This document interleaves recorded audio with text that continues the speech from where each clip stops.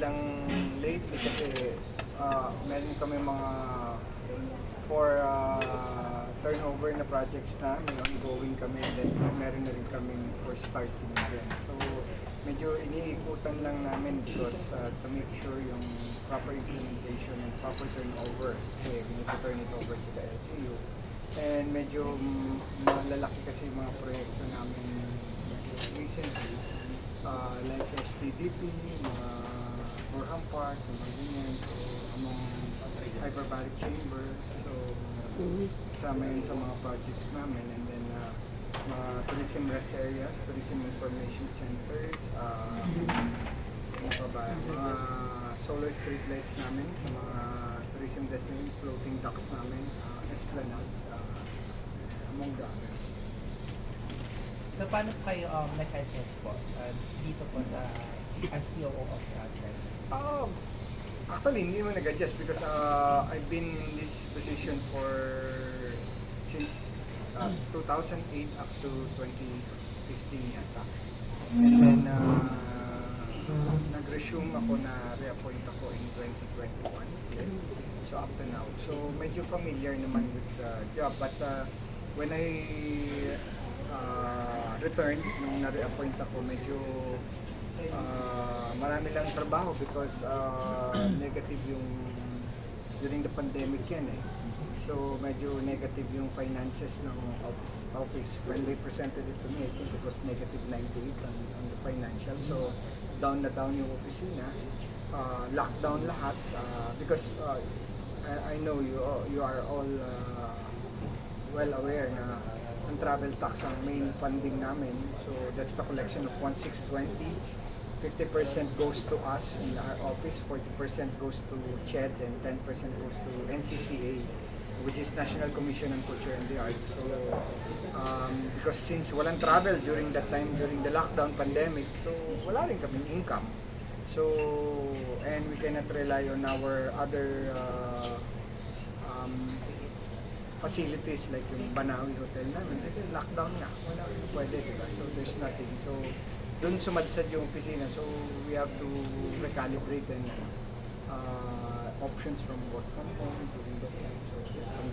So, ngayon, medyo okay na because since 2024, we were already pre-pandemic figures. So, naibalik na namin yung dating ano man yung during that 2019 below, pre-pandemic. So, nalampasan na namin. For 2025 collection, we were more than 1 billion higher than the 2019.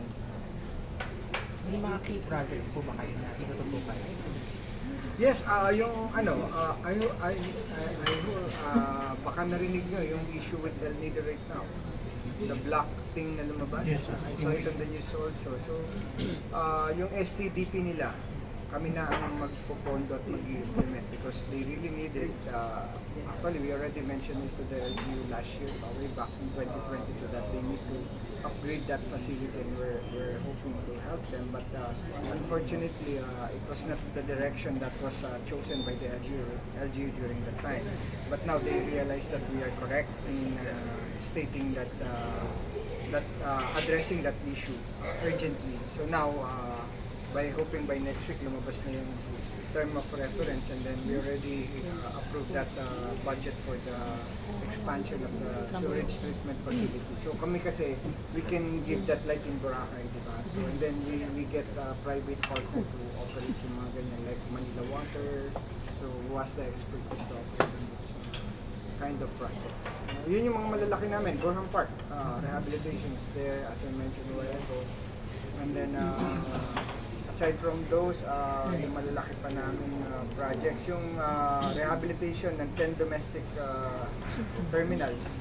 Kasi ka-up approaches and asas funding support because wala daw silang budget as of now. So kami yung magpo-fund ng rehabilitation ng 10 domestic airports, which is namely Zamboanga City Airport, Pagadian, Butuan,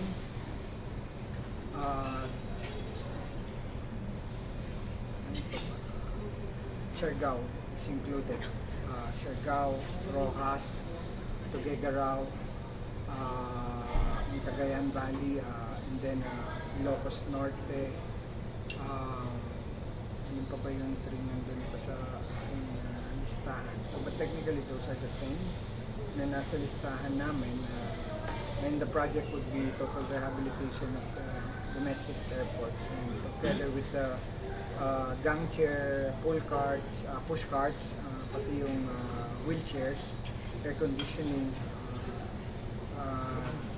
TV monitors, kailangan yung FISD system, plus yung pagtanggal ng pagpalit ng color coding scheme. Kasi if you travel in domestic airports, makikita mo may yellow, red, and blue. Blue for PAL, yellow for Cebu Pacific, and red for AirAsia. So, gusto namin baguhin yung concept na nabay nila yung pangalan sa likod para maganda at saka more on Filipino yung aspect. Thank you, Bert.